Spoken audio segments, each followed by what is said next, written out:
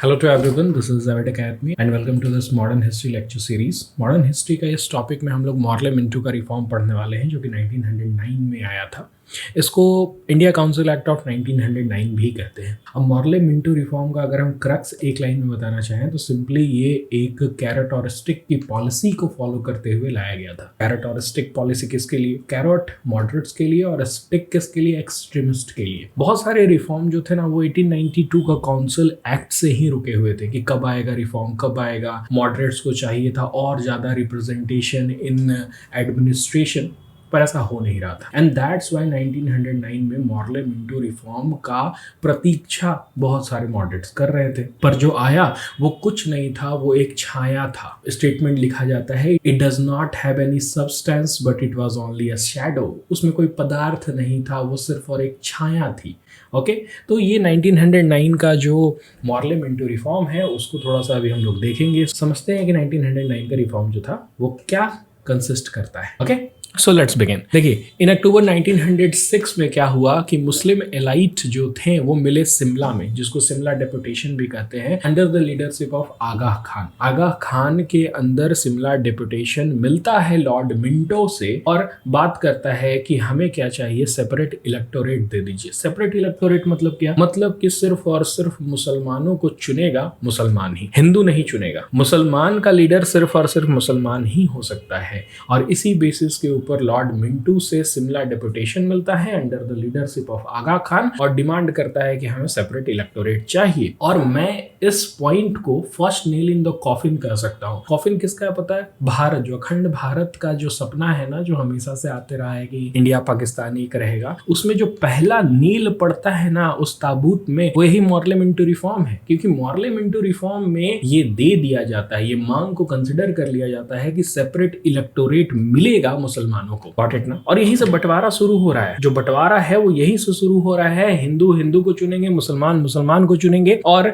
हिंदू के लिए हिंदुस्तान होगा, मुसलमानों के लिए पाकिस्तान होगा। मैं आप लोगों को 1906 की एक और घटना के बारे में बताना चाहूंगा क्योंकि वो घटना से कम नहीं है। मुस्लिम लीग की स्थापना। मुस्लिम लीग की स्थापना 1906 में दिसंबर में होती है और उसको स्थापित करने वाले होते हैं ढाका के नवाब सलीमुल्लाह। सलीमुल्लाह क्या करते हैं? You can see out here. मैंने 2 पॉइंट बताया, शिमला डेपुटेशन बता दिया। अब हम लोग मूव कर रहे हैं ढाका के जो नवाब हैं, you can see out here, Salimullah. Nawab Salimullah of Dhaka, Nawab Mohsin ul Mulk, Viqar उल मुल्क, ये सब मिलके क्या करते हैं? मुस्लिम लीग की स्थापना करते हैं दिसंबर 1906 में। क्या मकसद होता है इस मुस्लिम लीग का फॉर्म करने का? बहुत सिंपल है। जो मुस्लिम इंटेलिजेंसिया है, जो मुसलमान में बुद्धिजीवी लोग हैं, उनको कांग्रेस में घुसने से रोकना ही मकसद होता है मुस्लिम लीग का। एज वेल एज ये इसलिए भी होता है ताकि वफादारी साबित कर सके मुसलमान लोग ब्रिटिशर्स के लिए। The league was there to confirm the loyalty of Muslim toward the British rule and that's why Muslim League form. Muslim League का बनने का और कोई कारण नहीं था। सबसे इंपॉर्टेंट पॉइंट क्या है? मुस्लिम लीग का डिमांड सेपरेट इलेक्टोरेट का। तो हम लोग उस पॉइंट के ऊपर भी आते हैं। You can see out here, Gopal Krishna Gokhale जो हैं वो लंदन जा रहे हैं, इंग्लैंड जा रहे हैं, मीट कर रहे हैं वहां पर सेक्रेटरी ऑफ, देखिए 2 इंपॉर्टेंट पर्सन है, चाहे तो एक सेक्रेटरी ऑफ स्टेट होगा और दूसरा होगा वाइसरॉय। अब ये दोनों आदमी को ही आगे चल के रिफॉर्म लाना है। तो सेक्रेटरी ऑफ स्टेट जो उस समय थे वो मॉर्ले थे। उनसे मिलने कौन जाते हैं? गोपाल कृष्ण गोखले इंग्लैंड जाते हैं। उस समय गोपाल कृष्ण गोखले ही मेन लीडर है और भी कुछ लीडर हैं जैसे सुरेंद्र नाथ बनर्जी हैं, फिरोज शाह मेहता हैं, ये सारे भी इंपॉर्टेंट लीडर हैं उस समय के, मॉडरेट्स हैं, दादा भाई नौरोजी हैं, राज बिहारी घोष हैं। लेकिन गोखले क्या है?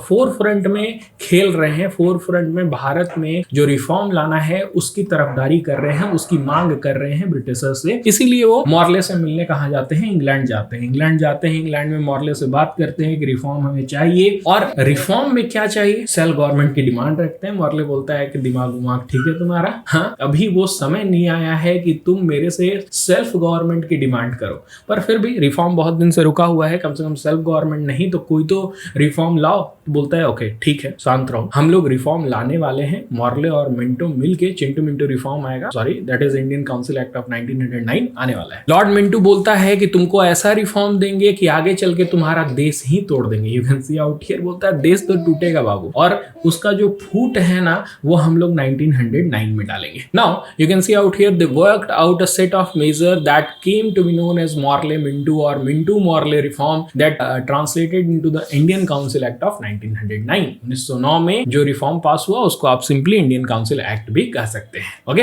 नाउ क्या क्या थे इस रिफॉर्म में, अगर पॉइंट वाइज देखा जाए कि क्या क्या बदलाव किए, तो सबसे पहला वोट देने का अधिकार। किसको? The elective principle was recognised for the non official membership. अब नॉन ऑफिशियल मेंबरशिप में इलेक्टिव प्रिंसिपल को लाया गया कि आप नॉन ऑफिशियल मेंबर जो है आप उसको इलेक्ट करके भेज सकते हैं। Indian were allowed to participate in the election. आप पार्टिसिपेट करिए इलेक्शन में भाग लेने का आपका अधिकार जो है उसको दिया जा रहा है। वेरियस लेजिस्लेटिव मतलब प्रोविंशियल लेजिस्लेटिव में भी आप करिए, सेंट्रल लेजिस्लेटिव में भी करिए, लेकिन बेसिस होगा आपका क्लास और कम्युनिटी का। क्लास मतलब कि कुछ अमीर लोग ही वोट डाल सकते हैं। एक बेंचमार्क हुआ करता था कि अगर आप इतने अर्निंग से ऊपर है तो ही आप वोट डाल सकते हैं। और दूसरा हुआ करता था कम्युनिटी बेस्ड, मतलब हिंदू और मुसलमान में बंटवारा। मुसलमान लीडर को सिर्फ और सिर्फ मुसलमान चुनेगा। इलेक्शन का जो पावर है वो लोगों को दिया तो, लेकिन बहुत सारे कंस्ट्रेंट के साथ दिया गया। नेक्स्ट पॉइंट क्या है? ये सबसे इंपॉर्टेंट पॉइंट है। For the first time separate electorate for Muslim was given. सिर्फ मुस्लिम को मुस्लिम ही चुनेंगे। ओके, नेक्स्ट पॉइंट है the elected member were to be indirectly elected. अब इनडायरेक्टली इलेक्टेड कैसे होता है इस पिरामिड से समझिए। पिरामिड में जो नीचे का पार्ट है ना वो लोकल गवर्नमेंट समझिए। लोकल गवर्नमेंट क्या करेगा? कोई एक अपना नेता को चुनेगा। बहुत सारे ऐसे लोकल गवर्नमेंट होंगे जो एकदम आपके डिस्ट्रिक्ट लेवल में होंगे, वो क्या कर रहे हैं अपने एक नेता को चुन करके प्रोविंशियल लेवल पर भेजेंगे, यानी कि आपके स्टेट लेवल पर भेजेंगे। और प्रोविंशियल लेवल के जो नेता होंगे वो क्या करेंगे? सेंट्रल लेवल पर यानी यूनियन लेवल पर भेजेंगे। अब यहां पर देखिए आज के परिप्रेक्ष्य में अगर बात करिएगा तो हम लोग मोदी जी को चुनते हैं, मतलब मोदी जी को नहीं चुनते हैं पर मेंबर ऑफ पार्लियामेंट को तो हम ही लोग चुनते हैं ना। लेकिन वहां पर ऐसा नहीं हो रहा था, वहां पर नेता ही एक दूसरे नेता को चुन रहा था। मतलब छुटकू नेता थोड़ा सा बड़ा नेता को चुनेगा, उससे बड़ा नेता उस देश का सबसे बड़ा नेता को चुनेगा, और इस तरह से वहां पर इलेक्शन होते थे, इनडायरेक्ट इलेक्शन होते थे। उस समय की बात कर रहे हैं। Let me read out for you. The local body were to elect an electoral college. एक क्या करेंगे? निर्वाचित मंडल को चुनेंगे। वो क्या करेगा? प्रोविंशियल लेजिस्लेचर के मेंबर को चुनेगा, और प्रोविंशियल लेजिस्लेचर के मेंबर क्या करेंगे? सेंट्रल लेजिस्लेचर के मेंबर को चुनेंगे। ओके, सेपरेट इलेक्टोरेट के साथ साथ जो रिप्रेजेंटेशन था, देखिए स्ट्रेंथ के हिसाब से, मतलब कि मान लीजिए कि मुसलमानों की पॉपुलेशन कुछ है तो उसके हिसाब से उनके लीडर्स जो होंगे वो सेपरेट इलेक्टोरेट के थ्रू आ जाएंगे। लेकिन क्या किया गया? यहाँ पर बोला गया कि आपका जो स्ट्रेंथ है ना वो कम है लेकिन आपके लीडर ज्यादा रहेंगे। गॉट इट ना? मतलब हिंदूज की पॉपुलेशन जो है वो ज्यादा है लेकिन वहां से कम लीडर आएंगे, और मुसलमानों की पॉपुलेशन कम है लेकिन वहां से ज्यादा लीडर आएंगे depending upon the population. Okay, late me read this point two you.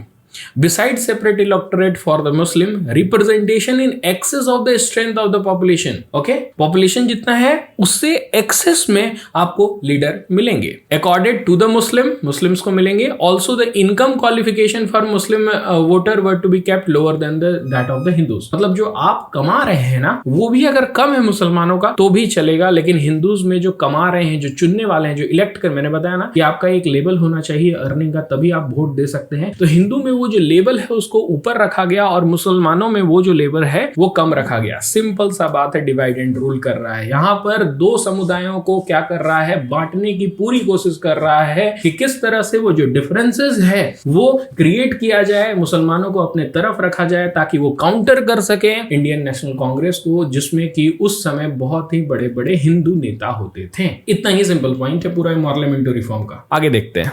Power of legislature. Both at the central and in province were enlarged and the legislature could now pass resolution. देखिए आप छोटे छोटे resolution तो पास कर सकते हैं। Even budget में जो मुद्दे होते हैं, देखिए होल बजट की बात मैं नहीं कर रहा हूँ, होल बजट में आप वोटिंग नहीं कर सकते, लेकिन बजट के भी बहुत छोटे छोटे पार्ट होते हैं ना, बहुत ही आप कह सकते हैं डिफरेंट सब्जेक्ट होते हैं ना, आप उस पर वोट करिए। लेकिन आप एज ए होल बजट के ऊपर वोट नहीं करेंगे। मान लीजिए वोटिंग हुआ और वो पास नहीं हुआ तो होल बजट के ऊपर आप वोट नहीं कर सकते हैं, और आप रेजोल्यूशन ला सकते हैं। मान लीजिए आपको निंदा प्रस्ताव लाना है किसी भी मुद्दे के ऊपर, तो आप लाइए ना, आप लाइए, पास करिए, ठीक है। लेकिन मुख्य जो मुद्दे हैं, जैसे आज अगर बजट पास नहीं होता है, मान लीजिए निर्मला सीतारमण बजट ला रही है और बजट लाई और बजट पास नहीं हुआ संसद में, तो सरकार गिर जाएगी बीजेपी की, ठीक है। ऐसा पावर ही नहीं दिया था उस समय का लेजिस्लेचर को, कोई पावर नहीं है। आप छोटे छोटे मुद्दों के ऊपर आप वोट कर सकते हैं, पर ऐसा पावर नहीं है कि आप बजट को पास कर दे। नेक्स्ट पॉइंट, पहली बार ऐसा हुआ कि कोई इंडियन अपॉइंटेड हुआ वाइसरॉय के एग्जीक्यूटिव काउंसिल में। देखिए, अगर देश को चलाना है तो 3 मुख्य आपके डायमेंशन होंगे। पहला हो गया आपका न्यायालय, जुडिशियरी, दूसरा हो गया आपका कार्यपालिका जो एग्जीक्यूटिव है, और तीसरा हो गया लेजिस्लेचर जो आपका विधायिका है। ठीक है, तो हर जगह इंडियंस दिखाई दे रहे हैं, पर अभी तक जो एग्जीक्यूटिव काउंसिल है जो वाइसरॉय के अंदर आता है उसमें कोई इंडियन नहीं है। तो पहली बार 1909 में, देखिए कुछ कुछ तो दिया है 1909, ठीक है, लेकिन सोचिए ना कि कितना लेट से दे रहा है। और यहां पर जो डिमांड है वो क्या है, सेल्फ गवर्नमेंट का, कि स्वराज चाहिए, और दे रहा है कि अच्छा ठीक है 1 आ जाओ, अच्छा ठीक है 2 आ जाओ, अच्छा ठीक है तुम लोगों का जो number of elected person in legislature है ना उसको बढ़ा देते हैं। डिमांड क्या है और दे क्या रहा है। ओके, तो यहां पर क्या मैं बोल रहा था, सत्येंद्र सिन्हा जो थे वो पहले इंडियन थे जो 1909 में वाइसरॉय के एग्जीक्यूटिव काउंसिल का पार्ट बनते हैं, मेंबर बनते हैं। Okay, now moving ahead, evolution.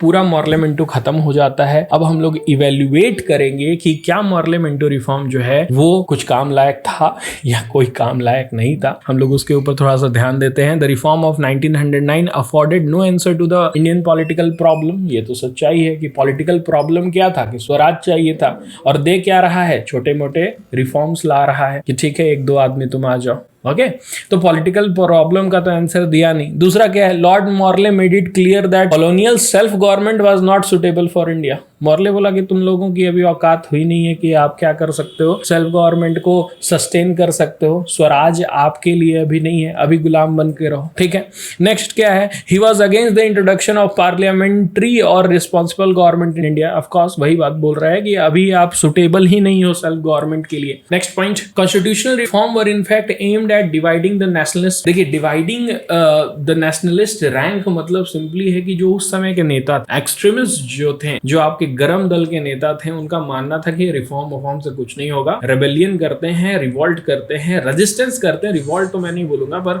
Resistance करते हैं और बाइकॉट करते हैं। इस तरह के जो भी मूवमेंट है उसको स्टार्ट करके रखते हैं। वेयर एज जो मॉडरेट थे उनका काम था कि नहीं, क्या करते हैं, पिटीशन करते हैं, प्रोटेस्ट करते हैं, कॉन्स्टिट्यूशनल रिफॉर्म की मांग करते हैं। और जब ये 1909 का रिफॉर्म लाने की बात की जा रही थी ना, उसी समय कह दिया गया था कि हम रिफॉर्म लाने वाले हैं, आप क्या करिए, विद्रोह मत करिए। ठीक है, इसीलिए मॉडरेट और एक्सट्रीमिस्ट में एक फूट जो है वो 1906 के बाद फिर बढ़ते गया। डन ना, नेशनल रैंक के जो नेता थे उनके बीच में फूट तो डाला गया था। नेक्स्ट क्या है, ये जो रिफॉर्म था वो ये भी चेक कर रहा था कि जो देश में एकता बढ़ रही है ना उसको भी रोका जाए। सेपरेट इलेक्टोरेट लाके ऐसा किया गया था। उसी में नेक्स्ट पॉइंट ये लिखा हुआ है कि ये मुस्लिम अपीजमेंट की पॉलिसी था। ऐसा नहीं था कि ये लाने से पूरे एक मुस्लिम समाज में बहुत ही बड़ा बदलाव आ जाता, पर ये जो बड़े बड़े इलाइट ग्रुप्स थे ना, जो पढ़े लिखे मुसलमान थे ना, जो मुस्लिम लीग में भी किसने स्थापना की थी, कोई लोकल लेवल का लीडर तो था नहीं, वो तो नवाब थे ढाका के। तो जो इंटेलिजेंसिया क्लास है, जो कि अपर क्लास है मुस्लिम का, सिर्फ उन्हीं का अपीजमेंट के लिए ही इस तरह के कानून लाए गए थे। सो इन लास्ट में यही कहना चाहूंगा कि what the reform of 1909 give to the people of the country was a shadow rather than the substance. वो एक परछाई दे के फुसला दिया मॉडरेट्स को कि अब शांत रहो, और यही आपकी दायरा है, यही आपका बाउंड्री है। ओके, इससे बाहर नहीं जाने का, और यहीं पर सीमित रह के जो भी आपको डिमांड करना है वो डिमांड करिए। आई होप आपको 1909 का जो मॉर्ले मिंटो रिफॉर्म है वो समझ में आया होगा। अगर समझ में आया तो बहुत अच्छी बात है।